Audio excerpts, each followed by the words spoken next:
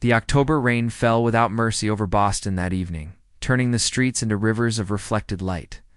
Stella Hart pulled her jacket tighter as she rushed down Beacon Street, her camera bag heavy on her shoulder. The photography shoot had run 3 hours past schedule. The last bus home had already disappeared into the wet darkness. Her phone battery blinked at 5%.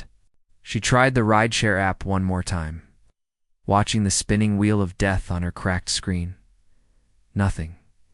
The app froze, then died completely. Stella let out a frustrated breath that turned to mist in the cold air. Behind her, headlights slowed.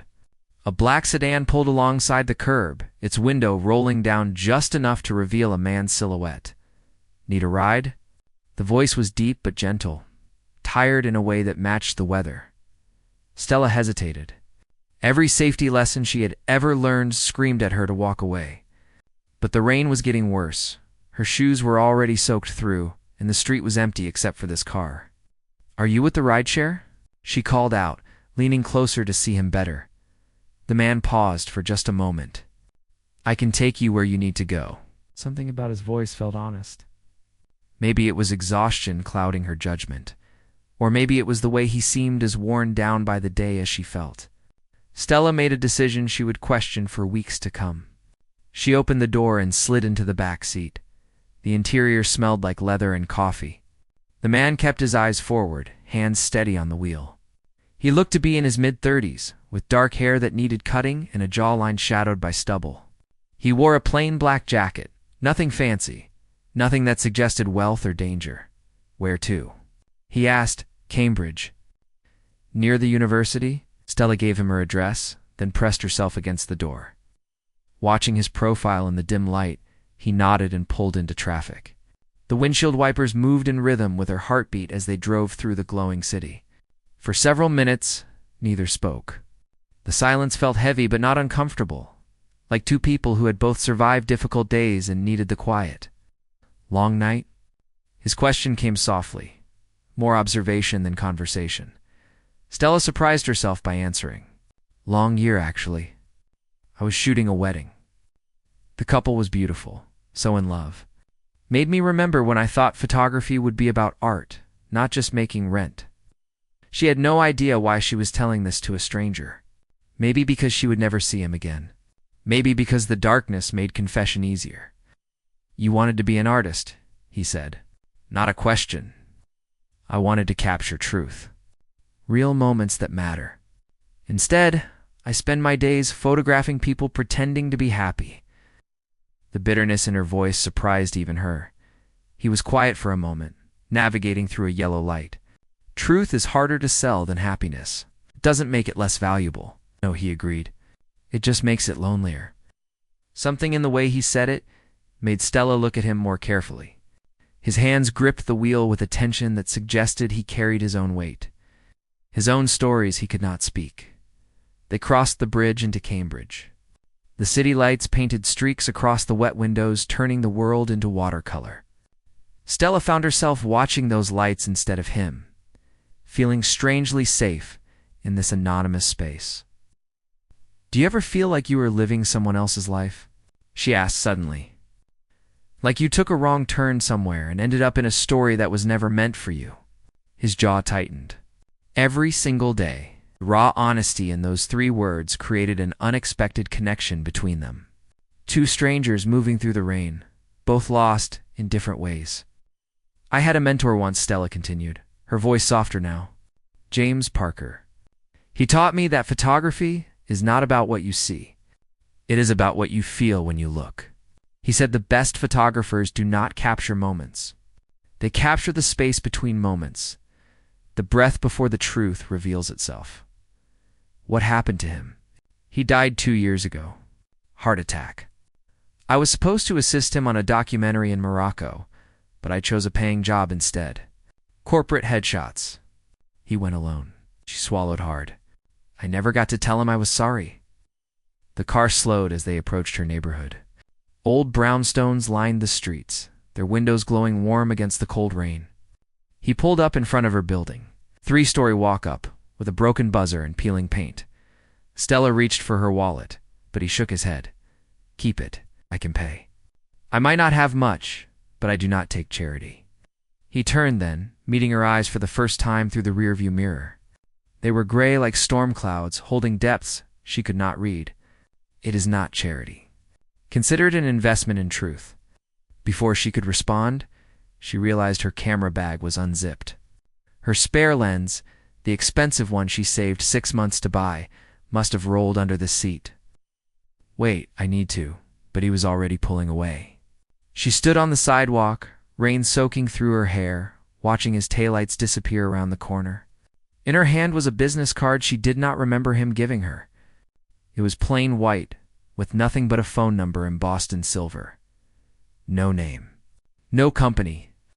Just numbers that felt like a question waiting to be answered. Stella climbed the stairs to her apartment, her mind replaying every word they had exchanged. She did not know his name. She did not know why he had helped her. She only knew that something about that ride felt like the beginning of a story she could not yet see in her apartment. Lily was watching television with a bowl of instant noodles. You look like you saw a ghost. Stella set down her camera bag and noticed what was missing. Her expensive, irreplaceable lens was still in that car. I think I just met someone, she said quietly. Or maybe I just made the biggest mistake of my life. The business card sat on her kitchen counter, numbers gleaming in the fluorescent light. She had no idea that across the city in a penthouse overlooking the harbor, Vincent Monroe was holding that same lens, turning it over in his hands. Wondering if he had just found something he did not know he was searching for, the rain continued falling. And between two strangers, a story was being written in the spaces neither could yet name. Morning came, with weak sunlight that barely pierced through Boston's gray clouds. Stella woke to the sound of her phone buzzing against the nightstand. She reached for it groggily, her mind still caught in dreams of rain and gray eyes. The email subject line made her sit up straight. Interview invitation, visual storytelling, Project Horizon Innovations. Her heart stopped. Horizon Innovations was one of the largest tech companies in the country, known for merging technology with human experience. She had applied to their creative department months ago and assumed they had forgotten her application entirely. The interview was scheduled for today. 2 hours from now, Lily knocked on her bedroom door, already dressed for her shift at the hospital. You okay in there? You were talking in your sleep. I have an interview at Horizon Innovations. Stella's voice sounded distant even to her own ears. The tech giant? Stella, that's incredible. Lily's excitement cut through the fog. What are you still doing in bed? An hour later, Stella stood in front of the Horizon building, a glass tower that seemed to pierce the clouds themselves. Her portfolio felt inadequate in her hands. Her best dress, a simple navy piece she wore to every important occasion, suddenly seemed too plain for a place like this. The lobby was all marble and light. A receptionist with a perfect smile directed her to the 42nd floor. The elevator ride felt like ascending into another world. When the doors opened, she stepped into a space that looked more like an art gallery than an office. Photographs lined the walls, but not the corporate kind she expected. These were raw, emotional images. A child's hands covered in paint, an elderly couple dancing in an empty kitchen, a single flower growing through cracked concrete. Each image told a story that words could not capture. Miss Hart. A woman in a crisp suit approached, her smile professional but warm. I'm Rebecca Stone, head of creative development. Thank you for coming on such short notice. Thank you. You for the opportunity. Stella gripped her portfolio. Tighter, Rebecca led her through a maze of open workspaces where people collaborated. Over screens and sketches, the energy here felt different from anywhere Stella had worked before. People seemed genuinely excited about their projects. They stopped in front of a glass conference room. Through the transparent walls, Stella could see someone standing with their back to the door, studying a wall of photographs. Our founder wanted to personally interview candidates for this project, Rebecca explained. He believes the visual storytelling initiative is crucial to our company's evolution. Rebecca opened the door. The man turned around. Stella's portfolio slipped from her hands. Photographs scattering across the polished floor. It was him, the driver from last night. Except now he wore a tailored charcoal suit that probably cost more than her yearly rent. His hair was neatly styled, his presence commanding in a way it had not been in the darkness of the car. Miss Hart.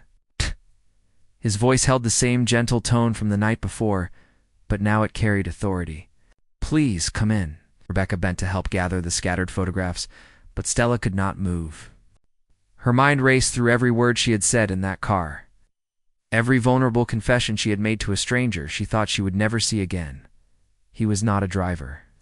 He was Vincent Monroe, billionaire, visionary. The man who had built an empire on understanding human connection. And she had cried to him about paying rent. Believe this belongs to you. Vincent held up her camera lens, the one she had left in his car. His expression revealed nothing.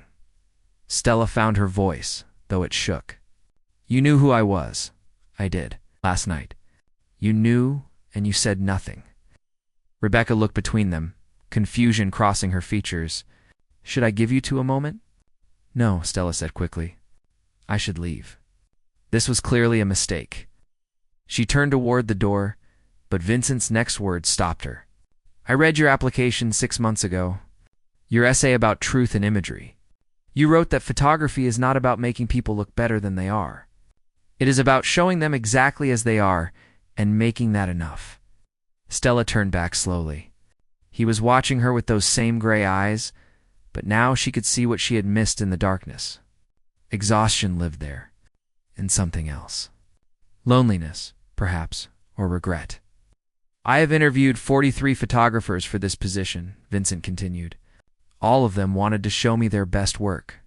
You were the first one who ever showed me their truth. You lied to me. I did not lie. I simply did not correct your assumption. That is the same thing. Rebecca quietly excused herself, closing the door behind her. The silence that followed felt heavy, with everything unspoken between them. Vincent moved to the window, looking out over the city. Do you know what it is like to never know if people see you or just what you represent? Every conversation is calculated. Every smile has an agenda. Last night, in that car, you spoke to me like I was human. Not a CEO, not a billionaire. Just someone who might understand what it feels like to be lost. Stella's anger wavered. You should have told me afterward. This morning, before I walked into this room unprepared, you were right. Returned back to face her. I apologize. But I am not sorry I picked you up last night. And I am not sorry I want to offer you this position. How can I possibly work for you now? Knowing that every conversation we have is built on a lie? Then let us build something new. Something honest. He gestured to the photographs on the wall. This project is called The Space Between. We want to create an exhibition that captures authentic human moments. Not staged. Not filtered. Real people and real situations, showing emotions they are usually trained to hide. Despite herself, Stella felt drawn to the concept. It was everything she had dreamed of doing. Everything James would have wanted her to pursue. Why me? She asked quietly. 'Cause last night you said photographers capture the breath before truth reveals itself? I have spent 10 years building technology that connects people, but I have forgotten what real connection looks like. You remember? You still believe in it. Stella picked up one of her scattered photographs from the floor. It was an image she had taken of Lily sleeping after a double shift at the hospital, exhaustion and peace mixed on her face. Not pretty. Not perfect. Just true. If I agree, she said slowly, I need complete creative control. No corporate interference. No making things prettier than they are. Agreed. And you have to tell me the real reason you picked me up last night. Not the philosophical answer. The human one. Vincent was quiet for a long moment. When he spoke, his voice carried a vulnerability she had not expected. I was driving around the city for 3 hours, trying to remember what it felt like to exist outside of expectations. Then I saw you standing in the rain, and you looked exactly how I felt. Lost, but still standing. I thought maybe if I helped someone else find their way home, I might remember where mine was. The honesty in his confession broke through her remaining defenses. Stella understood that feeling more than she wanted to admit. I will take the position, she heard herself say. But I need my camera lens back. A hint of a smile crossed his face as he handed it to her. I had it cleaned. Over the following weeks, Stella immersed herself in the project. The Horizon offices became her second home. Vincent gave her a team of 3 assistants and access to resources she had only dreamed of. But he kept his promise. He never interfered with her creative vision. They fell into a rhythm. Early mornings reviewing potential subjects. Long afternoons in the field capturing moments of genuine emotion. Late evenings discussing which images held the most truth. Vincent often stayed late, working in his office nearby, and they would find themselves talking long after everyone else had gone home. "Tell me about your brother," Stella said one night as they sorted through contact sheets. She had noticed the way Vincent sometimes stared at a photograph of 2 brothers playing basketball, his expression distant, his hands stilled. "Thomas, he died 3 years ago. Car accident. I am sorry. We were building a Horizon together. He was the heart of the company while I was the brain. After he died, I threw myself into work. I thought if I built something big enough, meaningful enough, it would fill the space he left." Vincent looked up at her. It never did. Stella set down her camera. "That is why you understood what I said about James, about choosing the wrong thing. Grief has a way of teaching us what matters, usually too late." They looked at each other across the table. 2 people who had lost mentors and blamed themselves for not saying the right words in time. In that moment, something shifted between them. Understanding replaced suspicion. Trust began to grow in the spaces where secrets had lived. "I have an idea for the exhibition," Stella said softly. "What if we included photographs of grief? Real grief. Not the sanitized version we show at funerals. The version that lives in empty chairs and unopened text messages and driving around cities at night because home feels too quiet." Vincent's eyes held hers. "That would require someone brave enough to be photographed in that state." "I know." She picked up her camera. "Will you let me photograph you?" The question hung between them like a bridge waiting to be crossed. Vincent slowly nodded. She led him to the window where the city lights created a backdrop of distant life.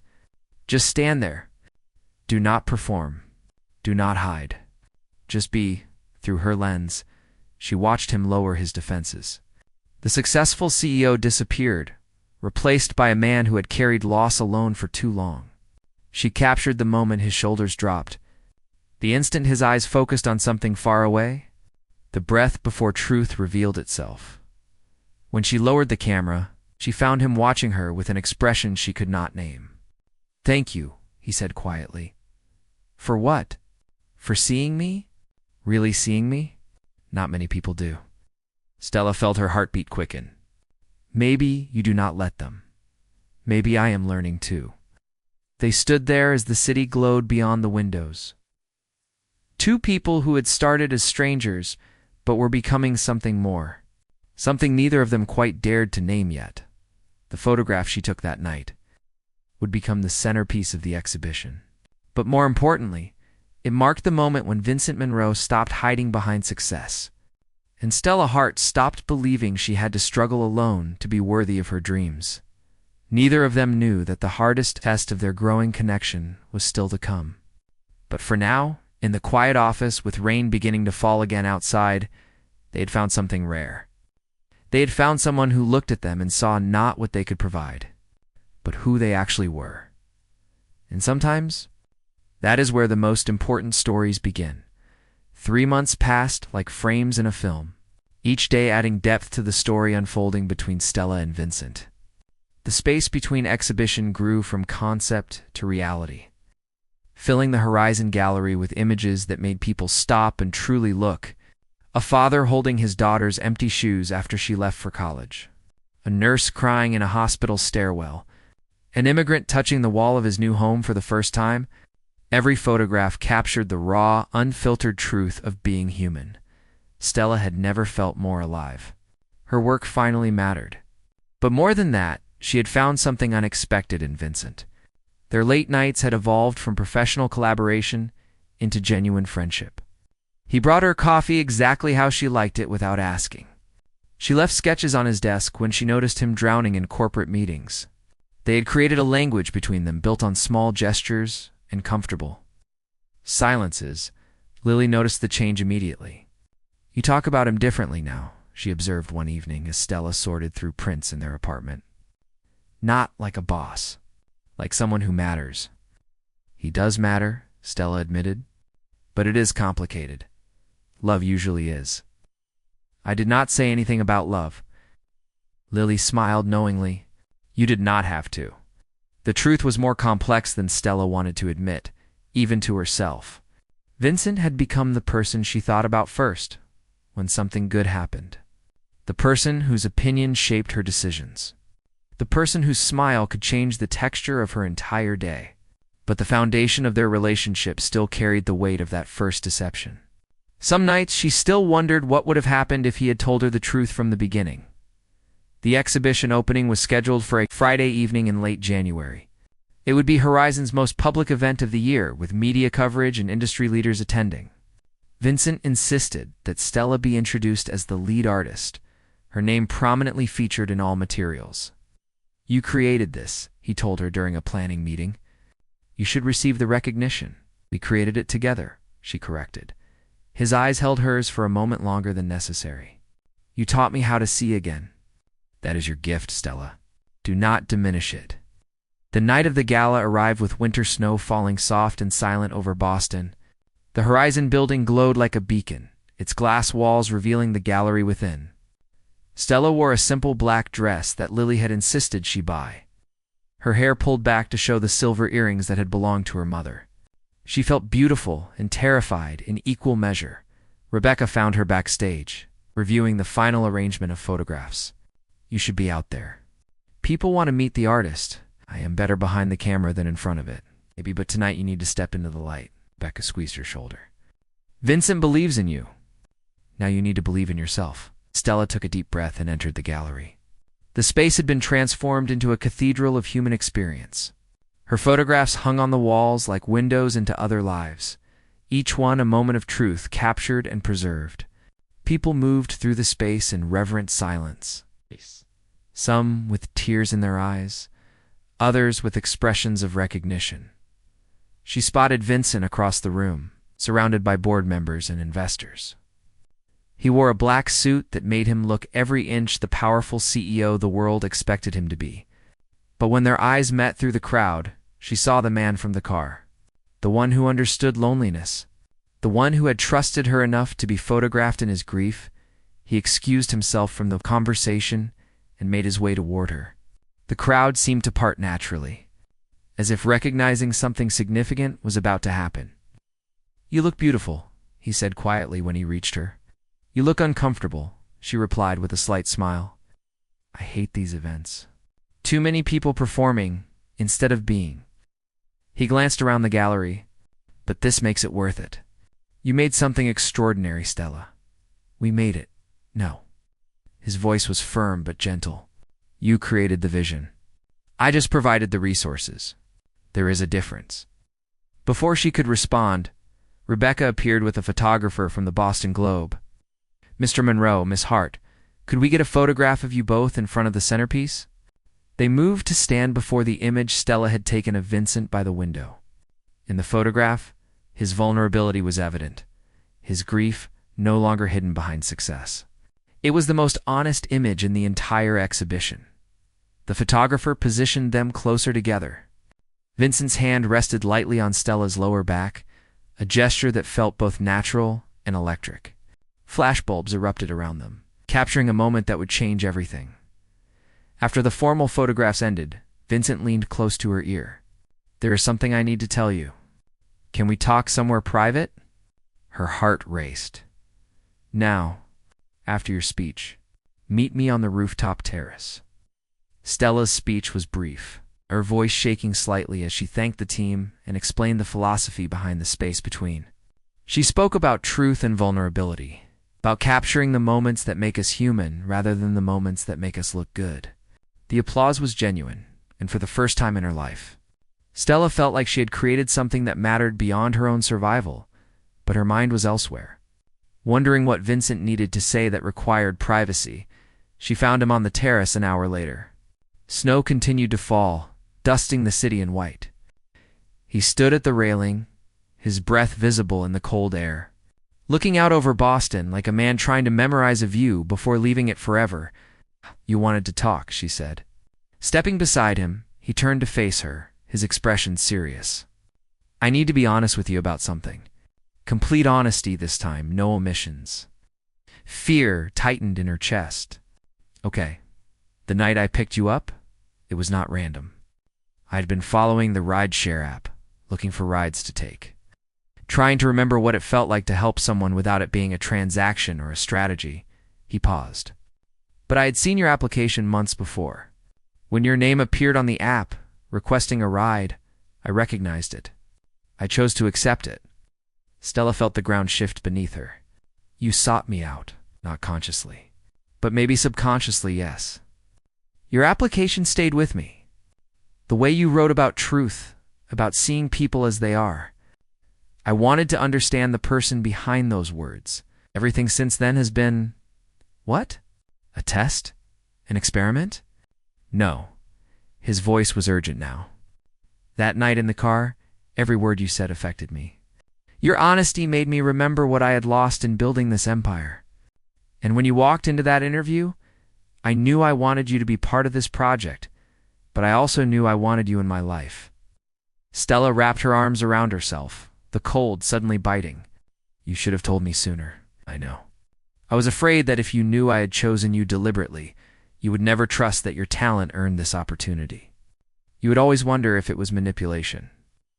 And now, I do wonder that." Her voice cracked. "How can I trust any of this when the foundation is built on choices you made without telling me?" Vincent stepped closer, his eyes pleading. "Because everything that matters happened after that first night. Our conversations, our collaboration, the way we understand each other, that was not planned or manipulated. That was real. Was it? Or was I just playing a role in a story you were directing?" "Stella, please." He reached for her hand, but she pulled back. "I am terrible at this. At relationships. At vulnerability. Thomas used to tell me I treated people like problems to solve instead of humans to know. After he died, I stopped trying altogether.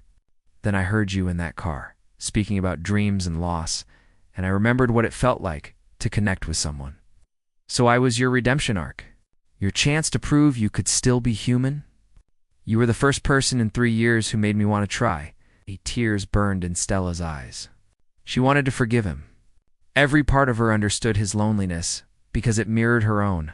But trust, once broken, was not easily repaired. "I need time," she whispered. "I need to think about all of this without you standing here looking at me like that." "Like what?" "Like I am the only thing keeping you from falling apart." His face revealed the truth of her words. "Maybe you are. That is not fair to either of us." She moved toward the door, then paused. "The exhibition is beautiful. Thank you for giving me this opportunity. Regardless of how it started." Stella, wait. But she was already gone, disappearing back into the warmth of the gallery, where people celebrated art that captured truth while she struggled to distinguish truth from illusion. In her own life, Vincent stood alone on the terrace. As snow continued to fall, he had built a company worth billions. He had revolutionized how technology understood human emotion. But he could not solve the one problem that mattered. He could not make Stella trust him again. Inside, the party continued. Stella moved through the crowd mechanically, accepting congratulations and answering questions, while her mind replayed every moment since that rainy night. People kept showing her their phones, where photographs of her and Vincent were already circulating online. The Visionary and His Muse. One headline read, "From rideshare to romance," claimed another. Her phone buzzed with notifications. Messages from people she had not spoken to in years, suddenly interested in her life now that it intersected with wealth and fame. Lily sent a text, "You okay?" Seeing some weird stuff online, Stella excused herself to the restroom. In the mirror, she barely recognized herself. The woman looking back had achieved her dreams. She had created meaningful art. She had earned respect in her field. But she looked hollow, like a photograph perfectly composed but lacking the essential truth that made it real. When she returned to the gallery, She found Rebecca waiting. Vincent left. He asked me to give you this.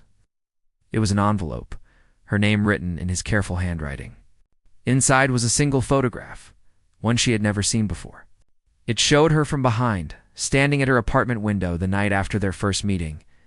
Her silhouette framed by light. The composition was perfect, the moment intimate and unguarded. On the back, he had written, "I took this the night I returned your lens. I was about to knock on your door when I saw you through the window, looking out at the city like you were searching for something you lost. I realized then that I was searching for the same thing. I should have given you this months ago. I should have been honest from the start. But I was afraid that if you knew how deliberately I chose you, you would never believe that you chose me back. I am sorry for all the ways I failed to trust you with the truth. The exhibition is yours. The project is yours. Everything I built with you belongs to you because it only exists because of who you are. What happens next is your choice. But know this, the night I picked you up in the rain, I was not trying to find an employee or an artist. I was trying to remember what it felt like to be seen. You saw me, Stella, and I fell in love with the person who could do that." Stella read the words 3 times, her hands shaking. Around her, the gallery buzzed with celebration, but she stood frozen in a moment of impossible choice. Trust him or protect herself. Risk love or preserve safety. Step into uncertainty or remain in control. She looked up at the photograph of Vincent on the wall, the one where his grief showed clearly. In that image, she had captured the exact moment he decided to stop hiding. Now she faced the same decision. Outside, snow turned the city into something soft and new. Morning would bring clarity or confusion, resolution or regret. But for now, Stella Hart stood in a gallery of truth she had created. Holding a confession from a man who had learned vulnerability from watching her live it, she pulled out her phone and typed a message. "I am still angry. I am still hurt. But I am also still here. That has to mean something." His response came immediately. "It means everything." Exhibition continued around her, people moving through captured moments of human truth. And somewhere between anger and forgiveness, between fear and hope, Stella began to understand that the most important photographs are never the ones we plan. They are the ones that happen when we finally stop performing and allow ourselves to be seen. 3 months later, on a rainy spring evening that echoed their beginning, Stella and Vincent stood together in front of a new photograph. This one showed them both, taken by Lily with Stella's camera. They were laughing at something forgotten, their faces open and unguarded, their connection visible in the space between them. "Truth looks good on us," Vincent said quietly. Stella leaned into him, finally trusting the foundation they had rebuilt together. It always does. And in a city of millions, 2 people who had found each other through deception learned to love each other through honesty. The wrong ride had led to the right destination after all.